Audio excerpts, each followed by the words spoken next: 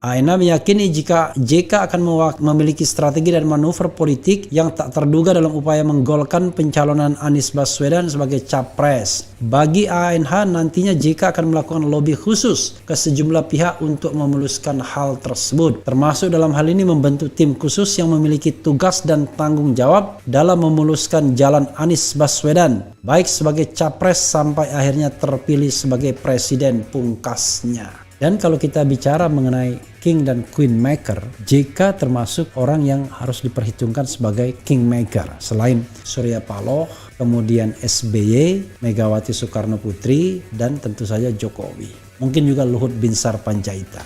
Bicara tentang Anies Baswedan, PDIP dan PSI ya pasti tidak lepas dari kaitan politik nasional. Seperti yang sudah saya katakan tadi, Anies adalah salah satu dari sedikit sosok yang bisa menerobos kemapanan istana dalam hal pencalonan presiden dan wakil presiden di 2024 mendatang. Itulah sebabnya ya Anies dalam tanda kutip diincar.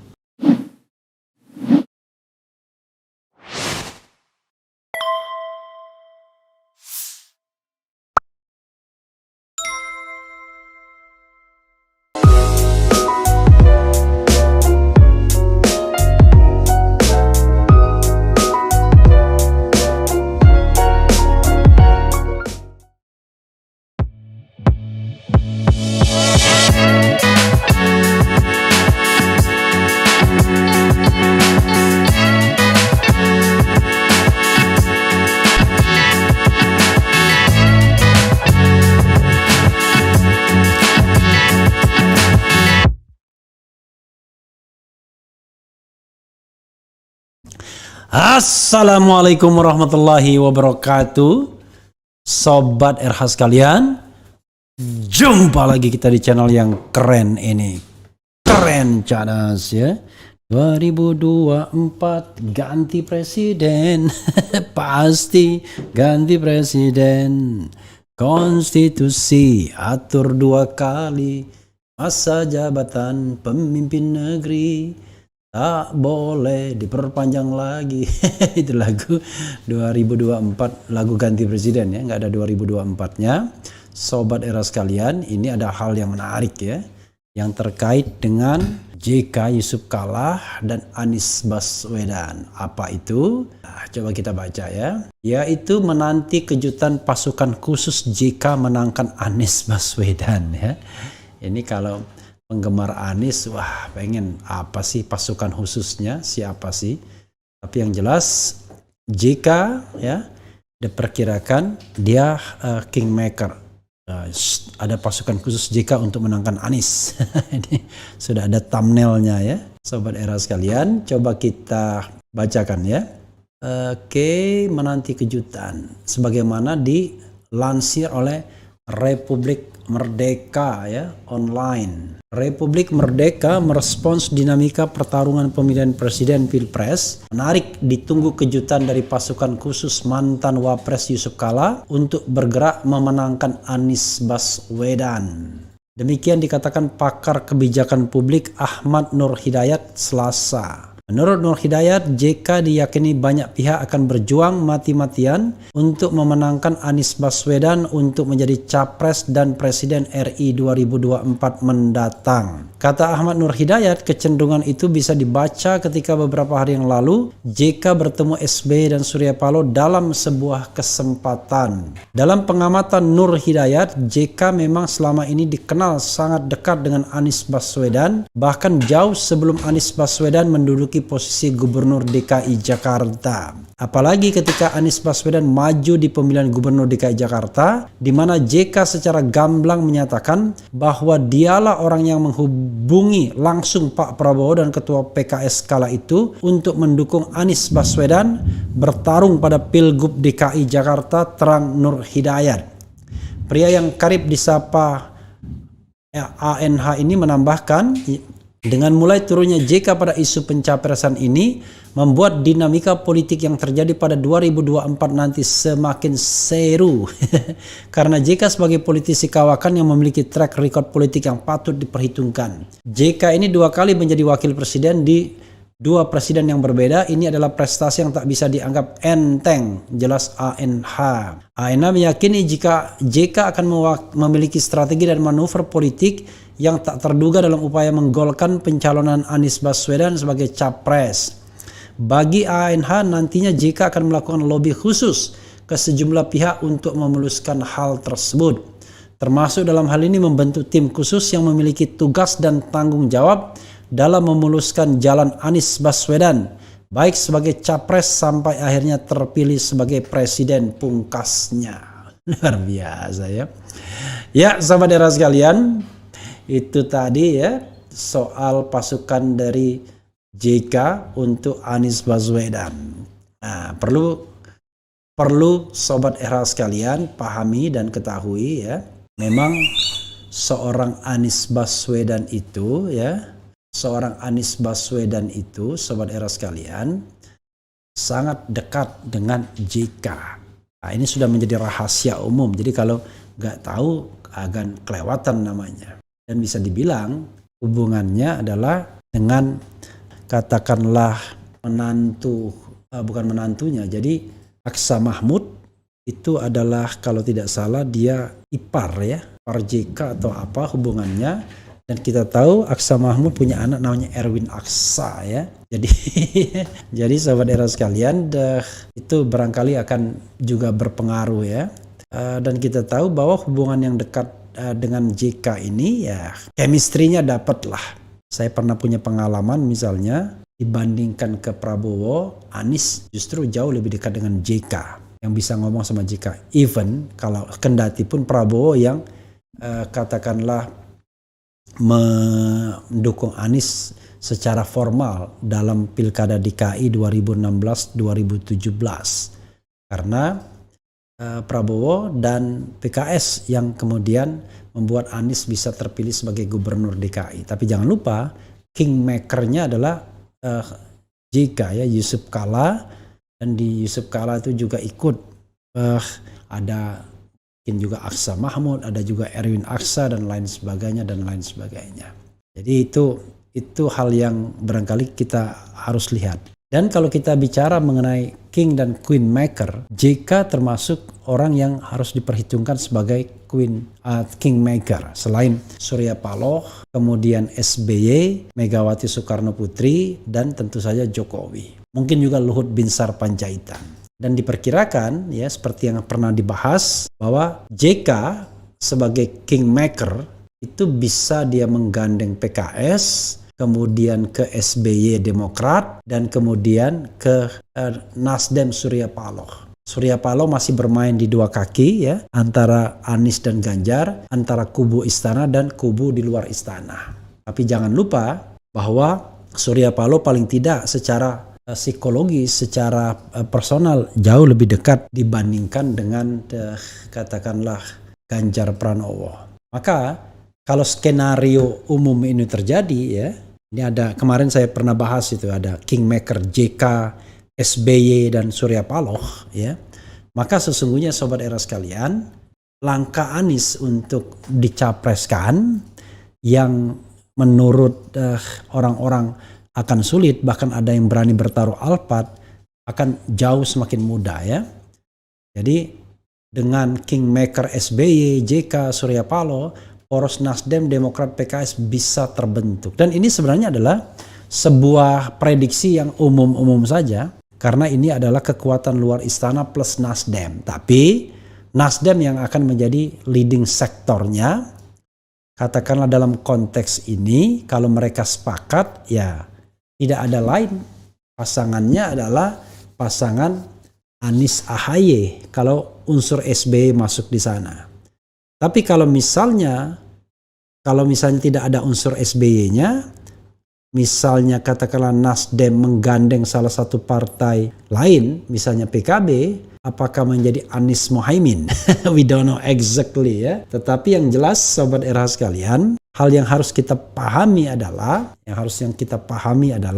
bahwa slot bagi Anies sebenarnya tidak hanya terbatas pada koalisi yang secara tradisional orang memahaminya sebagai koalisi Nasdem, kemudian Demokrat dan PKS. Tetapi sangat mungkin slotting lain juga bisa menghadirkan Anies Baswedan sebagai kandidat atau salah satu kandidat calon presiden. Nah, pertanyaannya adalah memang menarik untuk menunggu bagaimana sikap PDIP. Apakah PDIP dalam Rakernas ini akan menyebut calon-calon presiden? Bayangan saya ya, untuk meredahkan suasana, kemudian katakanlah membuat suasana cair, barangkali ini secara resmi ya akan menyebut bahwa calon presiden dari PDIP itu adalah Puan dan Ganjar Pranowo. Artinya masih di floating oleh Megawati sampai kemudian pada hari yang ditentukan akan dipilih satu. Artinya nasib Ganjar Pranowo pun akan digantung terus oleh PDIP dan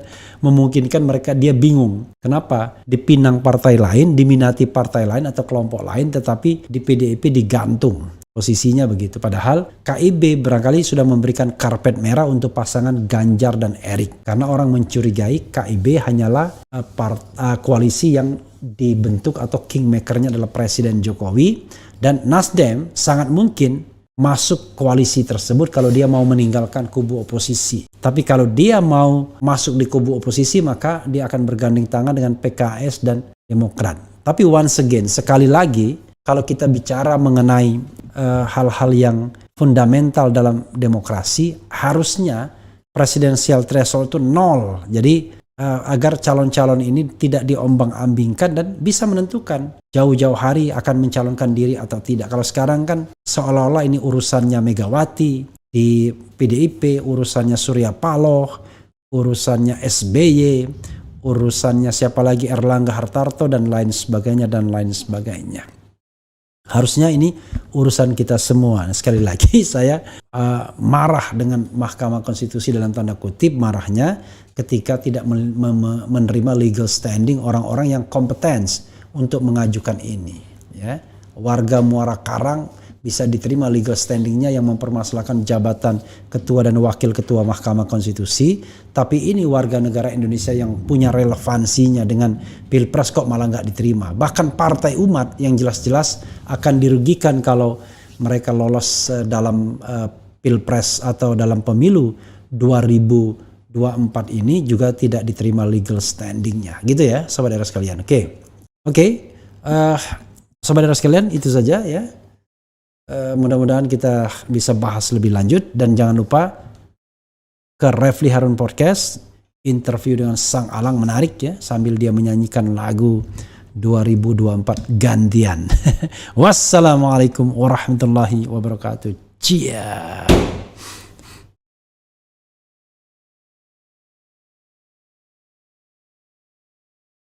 Assalamualaikum warahmatullahi wabarakatuh, Sobat RH sekalian.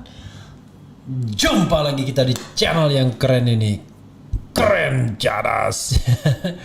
Kali ini saya mau membahas soal Anies Baswedan yang mau diinterpelasi tapi sepertinya gagal interpelasinya ya. Anies Baswedan kenapa menjadi penting? Karena dia adalah barangkali satu dari sedikit tokoh yang mungkin bisa mengusik kemapanan oligarki istana. Ya, yang lainnya mungkin belum terlihat jelas. Karena berdasarkan hasil survei dia selalu menduduki minimal 3 besar. Jadi 3 besarnya itu Prabowo, Ganjar, Anies, Anies, Ganjar, Prabowo, atau Ganjar, Prabowo, Anies ya. Bolak-balik. Karena itu dia menjadi sosok yang penting untuk diperhitungkan, dipertimbangkan ya. Karena kalau sinyalemen saya mengenai 7 oligarki istana yang mau pesta di antara mereka itu benar, maka ya kita tidak bisa mendapatkan sosok di luar oligarki tersebut. Pilpres hanya akan pura-pura, ataupun kalaupun serius maka paket kabinet itu sudah ditentukan dari awal. Jadi siapapun yang kalah ya seperti sekarang ini akan terkrut juga di dalam kabinet yang menang. Seperti Prabowo kerekrut dalam kabinet Jokowi dan kemudian menyusul Sandiaga Salahuddin Uno. Jadi bukan tidak mungkin pesta di antara 7 partai itu akan begitu juga nasibnya. Nah, karena itu selain kita menembus presidensial threshold, juga harus ada sosok yang cukup kuat untuk bisa menantang oligarki istana, dan yang paling penting adalah pemilunya jujur dan adil. Biarkanlah rakyat yang menilai apakah nanti akan memilih Anies Baswedan misalnya, memilih katakanlah Prabowo Subianto atau Ganjar Pranowo atau bahkan Gatot Nurmantio misalnya.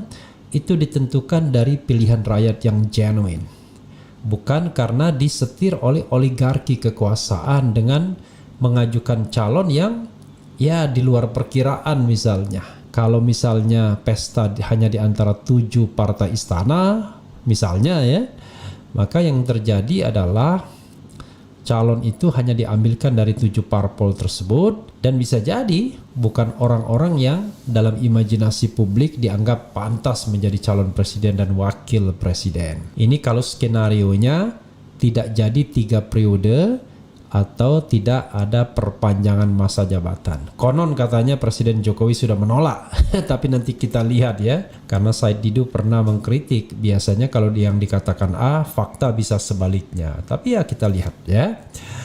Oke, coba kita bacakan ya interpelasi kandas. Interpelasi sudah kandas, PDIP dan PSI jangan mimpi jatuhkan Anies. Luar biasa ya. Republika Merdeka. Sikap 7 fraksi di DPRD Jakarta yang menolak penggunaan hak interpelasi penyelenggaraan Formula E secara otomatis sudah membuyarkan mimpi fraksi PDIP dan fraksi PSI untuk menjatuhkan Gubernur DKI Jakarta Anies Baswedan. Secara kelembagaan, interpelasi sudah kandas, kata pengamat politik dari Universitas Islam Negeri UIN Syarif Hidayatullah Andi Safrani, seperti diberitakan kantor berita RMOL Jakarta Rabu 1 September. Andi menilai digulirkannya interpelasi sebenarnya semacam oase di tengah kritik atas kinerja DPRD DKI selama ini. Karena dengan adanya interpelasi, publik melihat bahwa DPRD tetap bekerja, kata Andi. Menurut Andi, kemungkinan memang ada hambatan psikologis antara PSI dan PDIP dengan Gubernur DKI Jakarta Selatan Anies Baswedan, entah dari PSI dan PDIP atau dari Anies. Sehingga wajar apabila publik melihat PSI dan PDIP menjadi fraksi-fraksi yang paling kritis dan keras dalam menyikapi setiap kebijakan Anies, termasuk dalam penyelenggaraan Formula E. Mungkin karena hambatan psikologis, komunikasi di antara mereka terhambat, sehingga PSI dan PDIP belum mendapatkan data tentang penyelenggaraan Formula E seperti tentang sumber dana yang digunakan untuk penyelenggaraannya, kata Andi. Namun kata Andi, sepanjang pengamatannya tidak ada masalah dengan penyelenggaraan Formula E karena jika saja tidak ada pandemi COVID-19, event itu setelah diselenggarakan pada Juni 2020. Andi juga meminta fraksi PSI dan PDIP lebih fokus untuk menjalankan fungsi rutinnya seperti budgeting karena saat ini Raperda Perubahan RPJMD 2017-2022 belum dibahas. Begitu pula dengan pertanggungjawaban pelaksanaan APBD 2020 karena jika RPJMD dan P2A PBD belum disahkan, maka APBD di perubahan 2021 dan APBD 2002 belum dapat dibahas. Padahal sesuai aturan perundang-undangan, APBD perubahan sudah harus disahkan pada akhir September dan APBD 2022 sudah disahkan pada akhir November 2021. Andi juga mengingatkan jabatan Anies sebagai Gubernur Jakarta periode 2017-2022 berakhir pada Oktober 2022. Kalau PSI dan PDIP memang ada niat untuk menjatuhkan Anies, sebaiknya dihentikan karena hanya menimbulkan instabilitas politik. PDIP dan PSI juga hendaknya lebih mengedepankan kepentingan rakyat dibanding ego politik. Demikian Andi. Jadi sahabat sekalian ya, bicara tentang Anies Baswedan, PDIP dan PSI ya pasti tidak lepas dari kaitan politik nasional. Seperti yang sudah saya katakan tadi, Anies adalah salah satu dari sedikit sosok yang bisa menerobos kemapanan istana dalam hal pencalonan presiden dan wakil presiden di 2024 mendatang. Itulah sebabnya ya Anies dalam tanda kutip diincar ya misalnya ya banyak yang menduga, banyak yang kemudian melihat, banyak yang menganalisis bahwa Anies diincar secara politik di DPRD DKI oleh PDIP dan PSI, dan itu sangat kentara sekali ya dengan katakanlah informasi yang buruk terus-menerus tentang Anies, terutama yang disampaikan oleh kader-kader PSI di seluruh Indonesia ya. Jadi PSI adalah partai yang presidennya Anies. Maksudnya adalah dia counterpartnya tuh Anies ya. Jadi walaupun ketua umumnya, sekjennya, kemudian anggota-anggota DPR-nya ya, bahkan orang-orang istana misalnya yang sudah bergabung dengan istana Presiden Jokowi, tetap saja maka yang harus dikritik adalah Anies Baswedan ya. Itu yang menurut saya tidak aneh karena ini soal persaingan politik. Jadi bagaimana mematahkan kaki-kaki Anies, sayap-sayap Anies, ya itu adalah kerja-kerja politik mereka yang saat ini berkuasa dan tentu pro pemerintahan Presiden Jokowi, karena dikhawatirkan Anies akan menjadi calon yang kuat tidak hanya untuk pemilihan gubernur DKI yang mungkin dia tidak ikut lagi, tetapi juga pemilihan presiden di 2024 seandainya slot itu tidak diborong oleh semua koalisi istana atau kita bisa menjebol presidensial threshold gitu ya. Itu satu sisi. Sisi yang lain juga ada isu mengenai misalnya bagaimana quote unquote ya, itu perlu diverifikasi, analisis yang mengatakan bahwa ya Anies juga diincar dari sisi katakanlah dugaan-dugaan penyimpangan, dan sepertinya KPK dalam tanda kutip punya misi untuk itu untuk memeriksa dan mendelegitimasi Anies Baswedan. Allahu alam ya, tapi kita melihat kaitan fenomena itu dan melakukan analisis seperti itu. Pokoknya ngeri-ngeri sedap lah. Tapi sekali lagi ya that's politik. Maksud saya adalah politik itu seperti itu, hanya memang ya sebaiknya memang politik itu juga punya hati nurani, politik itu juga punya etika ya. Seperti kita misalnya juga harus beretika terhadap pemerintahan Presiden Jokowi, walaupun kita menganggap Presiden Jokowi tidak mampu lagi, tidak lagi bisa memimpin, tetapi ya kalaupun kita menyampaikan kritik, tetap menyampaikan kritik dengan baik. Tapi bukan berarti lembek, keras tetap, tapi tidak perlu menyampaikan penghinaan-penghinaan ya. Sebagaimana misalnya buzzer-buzzer istana sering menghina Anies, dan juga pengkritik-pengkritik Presiden Jokowi juga sering melakukan penghinaan-penghinaan yang sifatnya bukan lagi kebijakan. Jadi marilah kita sama-sama fair ya, sama-sama fair. Jadi jangan sampai kemudian kita karena punya favoritism kemudian berlaku tidak fair. Itu yang kedua yang ingin saya singgung ya. Yang pertama tadi soal PSI dan PDIP, kedua soal mengenai KPK. Nah, yang berikutnya adalah soal yang terkait dengan katakanlah misalnya bagaimana Anies Baswedan ini bisa ikut dalam kontestasi. Karena kalau 1 dan 2 tadi lolos, maka kan trapping yang ketiga adalah parliamentary atau presidential threshold. Bukan hanya Anies Baswedan, saya menginginkan Gatot Nurmantio juga bisa ikut kontestasi. Intinya adalah baik orang-orang yang sekarang dipersepsi sebagai part of the state, bagian dari istana, maupun di luar istana yang memerankan dirinya sebagai oposisi.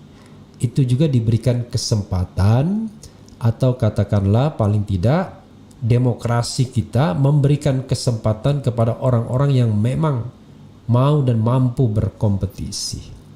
Ya, jangan sampai kemudian dilayukan sebelum berkembang. Kalau layu sebelum berkembang sendiri, mending ini dilayukan sebelum berkembang ya. Oke, nah poin keempat, saya menghormati posisi politik PSI dan PDIP untuk terus-menerus mengontrol jalannya pemerintahan Anies Baswedan. Menurut saya kita harus menghargai sikap seperti itu terlepas apapun motivasinya. Karena hal yang sama juga dilakukan oleh PKS dan Demokrat di tingkat nasional. Jadi di tingkat lokal PSI dan PDIP, di tingkat nasional terhadap Presiden Jokowi adalah Demokrat dan PKS. Ya kita hormati saja sebagai balancing power ya. check and balances. Jangan sampai nanti kekuasaan itu ternina-bobokan, too eksesif, membuat penyimpangan-penyimpangan, tidak sukses dalam leadership, tidak sukses dalam menjalankan pembangunan, tidak amanah, tidak bisa mengejawantahkan amanat rakyat dan juga kewajiban-kewajibannya untuk melindungi, mencerdaskan, mensejahterakan rakyat, tapi karena dilindungi oleh buzzer, pendukung, partai pendukung yang banyak, kemudian relawan-relawan, akhirnya kehilangan objektivitas. Maka dalam konteks ini, baik Anies Baswedan maupun Presiden Jokowi atau Presiden Jokowi maupun Anies Baswedan memang harus dikontrol sebagai penguasa. Jokowi sebagai penguasa Republik Indonesia ini dan Anies Baswedan sebagai penguasa Jakarta. Jadi jalankanlah peran masing-masing ya. Jadi dalam konteks nasional, Demokrat dan PKS itu menjalankan perannya. Dalam konteks lokal, PDIP dan PSI tentu anggota DPRD-nya menjalankan perannya. Kita hormati saja. Kalau saya ditanyakan, ya karena saya pengamat hukum tata negara, ahli hukum tata negara, ya saya berkonsentrasi untuk mengamati presiden sajalah. Urusan kota Jakarta biarlah menjadi urusan dari PSI atau PDIP atau orang yang concern tentang perkembangan kota Jakarta. Walaupun sebagai penduduk Jakarta bukan saya tidak concern ya. Ya, saya pesan juga kepada Gubernur DKI Anies Baswedan kalau bisa harus mampu melakukan pendekatan lingkungan, perspektif lingkungan, environmental perspektif dalam setiap kebijakan-kebijakan. Kita menginginkan udara di Jakarta ini jauh lebih baik, tidak lebih buruk. Kita menginginkan Jakarta ini jauh lebih hijau, sampah-sampah dibersihkan, bau-bau got atau bau-bau kali itu bisa dibersihkan. Jadi harapan kita ya sesuai dengan janji Anies, bahagia maju kotanya, bahagia warganya. Kira-kira begitu ya. Jadi environmental perspective itu sangat saya pribadi sukai dalam setiap proses kepemimpinan. Dan sayangnya tidak banyak pemerintah yang melakukan pendekatan environmental perspective. Karena yang dituju adalah bagaimana membangun, tapi bagaimana membangun lingkungan yang baik itu sering tidak ada di dalam kamus atau di dalam otak para pemimpin baik nasional maupun lokal. Ya, sahabat sekalian, itu saja ya soal Anies Baswedan. Mudah-mudahan Anies bisa menjadi calon presiden karena sudah disebut-sebut. Gatot Nurmantio bisa menjadi calon presiden. Rizal Ramli bisa menjadi calon presiden. Ganjar Pranowo juga, Prabowo kalau masih mau iya, Puan Maharani kalau mau juga boleh, Erlangga Hartarto kalau mau juga boleh. Intinya adalah racing presidential election ini tidak boleh ditutup karena kepicikan politik partai-partai politik, tetapi justru harus berani berkompetisi secara terbuka dan sehat untuk demokrasi kita ke depan. Yang penting tetap di channel ini. Ciao.